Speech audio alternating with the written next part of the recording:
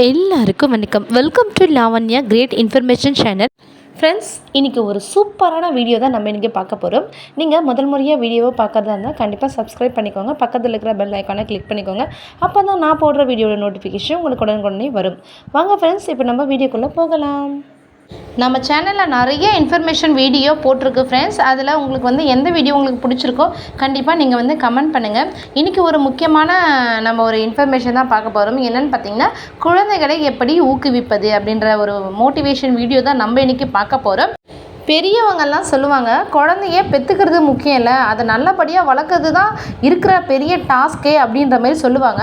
அப்படி நம்ம குழந்தைங்கள வளர்க்கும் போது பல்வேறு விதமான பிரச்சனைகளை நம்ம ஒரு பேரண்ட்டாக நம்ம எதிர்கொள்ள வேண்டியதாக இருக்கும்.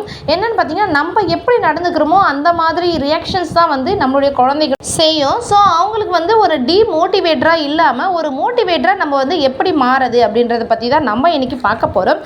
அதாவது நம்மளுடைய முக பாவனையை வச்சே குழந்தைங்க நிறைய விஷயம் தெரிஞ்சுப்பாங்க.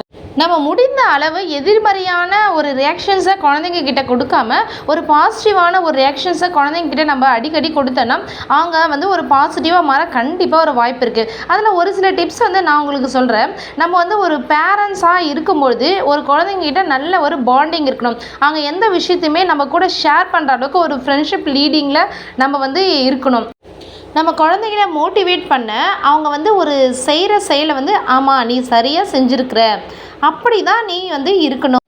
உன்னை பார்த்து உன் நண்பனும் கற்றுப்பாங்க. ஸோ நீ செய்கிற விஷயம் நல்ல விஷயந்தான். நீ ஒரு சரியான பாதையில் தான் போகிற. சரி பரவாயில்ல விடு, இன்னொரு முறை நம்ம பார்த்துக்கலாம், அடுத்த முறை சரியாக பண்ணு, வெல்டன். இந்த மாதிரி சில வார்த்தைகளை நம்ம குழந்தைங்கிட்ட அடிக்கடி யூஸ் பண்ணும்போது கண்டிப்பாகவே அவங்க பாசிட்டிவாக மாறதுக்கான எல்லா வாய்ப்புகளுமே இருக்குது. ஸோ கண்டிப்பாக நீங்கள் மறக்காமல் ட்ரை பண்ணுங்கள். இந்த வீடியோ உங்களுக்கு பிடிச்சிருக்கோன்னு நான் நினைக்கிறேன். தேங்க்யூ ஃப்ரெண்ட்ஸ், தேங்க்யூ ஃபார் வாட்சிங்.